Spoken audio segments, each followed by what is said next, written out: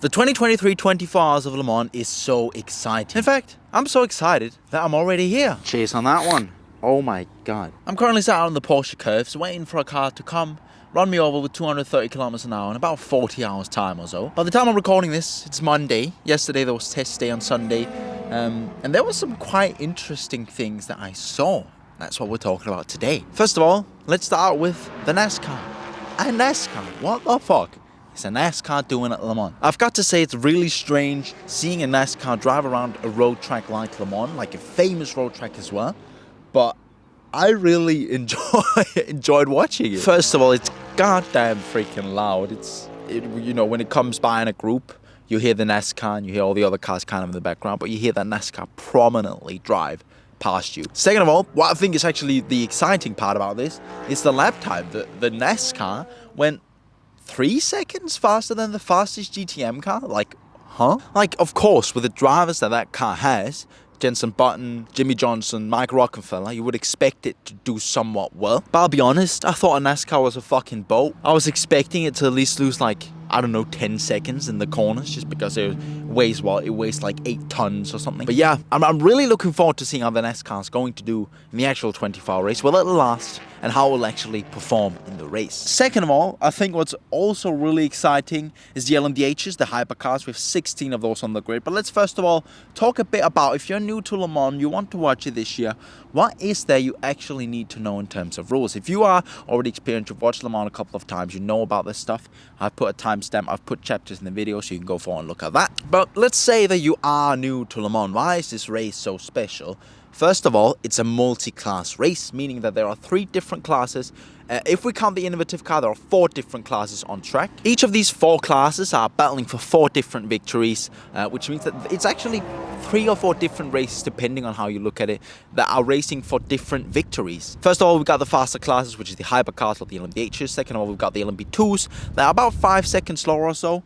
And then last of all, we've got the GTMs, which are way off. I think they're 20 or 25 seconds behind the prototype cars. Now, this race is raced over 24 hours on a 13.7 kilometer track. We're currently sitting in the final sector, I believe, and the Porsche curves at the start of those. Our tent is actually right that way, so we're having a lovely time. Another reason you'll want to watch this year's 24 Hours of Le Mans is that it's actually the 100th Cenetary, I think it's called, which basically means that it's 100 years ago that someone thought it was a good idea to put cars on track for 24 hours and see, you know, how far they can get. Over those 100 years, the race has evolved from slower cars driving about 150 kilometers an hour into legendary cars we all know, like the 787B and, you know, the old Porsches, all those sort of classical cars.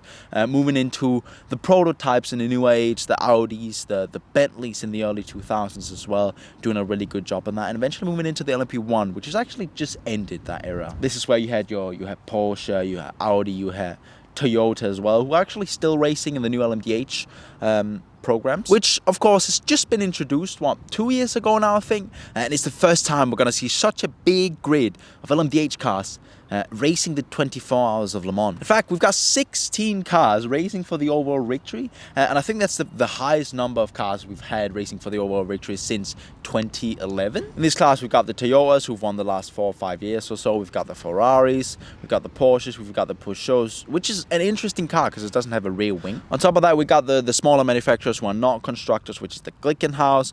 We've got the Van Val, what's that called, Floyd Van Val Bicols or whatever. And then we of course have the one which I'm really looking forward to seeing how it's going to do, is the Cadillacs, who are brought over from IMSA with 3 Cadillacs racing this year. And actually it's just come to iRacing. I think it's coming tomorrow to iRacing by the time I'm recording this. Sadly, for the people watching my channel for sim racing, I won't be home to test it until Monday next week. I'll give you a review on all the cars and that, but for now, you know, we just enjoy Le Mans for a little bit, don't we? So I think you really need to keep an eye on the LMDhs. That's at least my main focus, I think, is going to be. We've got some extremely skilled drivers with some of the biggest manufacturers in the world, all going for the overall victory at Le Mans. It's going to be exciting. It's going to be exciting, I tell you. Second of all, we've got the LMP2 cars here. There are a lot of privateer teams. You've got like your Alpine, we've got WRT, we've got teams like that who are not, you know, maybe don't have the budget to go into LMDh to develop their own car. They put a car into the LMP2 class because it's a spec class. This means that there is no building your own, developing your own engines. You just run whatever you have, and you run with a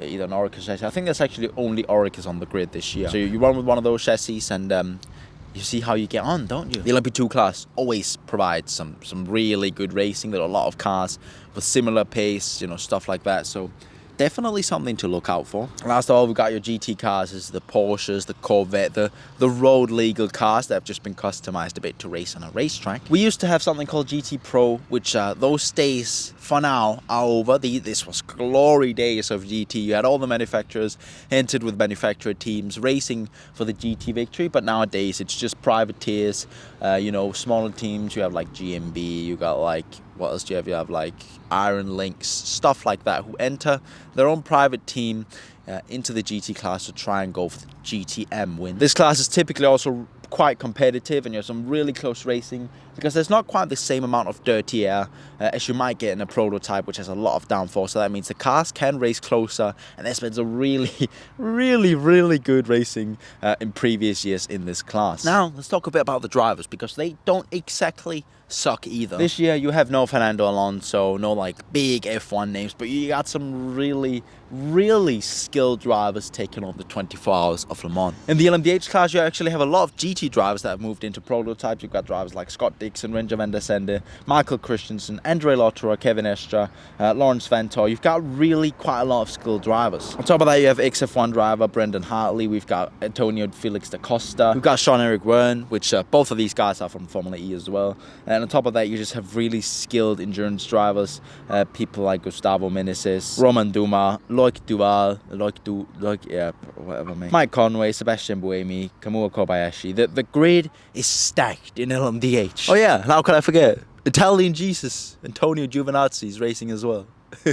Go. The LMP2 grid is not bad either. You've got drivers like Jan Magnussen, you've got Daniel Kvyat, which I'm looking forward to see him bin it. On top of that, I'm also looking forward to watching Manuel Maldonado. I remember last time I was here in 2019, I watched with my own eyes as Pesto Maldonado binned it in Tete Rouge. On top of that, in LMP2, you've got drivers like Louis Delatres, Robert Kubica, Guido van der Garde. The LMP2 grid is stacked as well. I almost forgot to mention Tom Blomqvist, Simon Pagenaud, as well as Dries Vanthoor, Lawrence Vanthoor's brother. And I think those are some of the most mentionable names within LMP2. As for GTM, there are a lot of notable drivers, but I think the only one really important to mention is Marcel Fassbender. If you ever watched, what movies has he acted in? One of these on screen. You will have watched a movie with Le Mans driver Marcel Fassbender. If you watch The Road to Le Mans as well, released by Porsche, you will know who that is. He is once again this year competing in Le Mans 24 Hours. And don't get me wrong, I think he might bin it again.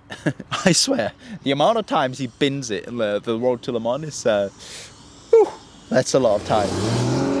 Oh, look at that. A Porsche in Porsche curves. Sounds terrible though. Sounds like a fucking panda. So, as we've talked about the drivers, the team, stuff like that, I think it's time to just talk a bit about why this year is so special. Because it is the 100th Cenetary for Le Mans, there's a lot of stuff planned, mainly for people here. There's drone shows, which you might be able to look out for on the TV. I think they're sending 400 drones into the sky for something special. Anyways, another thing for you people who don't necessarily want to watch the night, maybe because you've watched a couple of hours and you don't feel like watching it through the night, I would recommend giving it a shot. The night is where the shit goes down. The night is the hard part, you know. It's where shit happens. So there you go. There's a couple of things to be excited about, a couple of things to look out for, especially the Nascar. Look out for how that's going to do. As for my side of things, I will be recording some more content from down here, which I will edit and upload whenever I get home from Le Mans. Follow my Instagram if you want to keep up with anything. You know, I'll be uploading a bit of stuff on there. So make sure to give that a follow. And good luck. Have fun watching some Le Mans.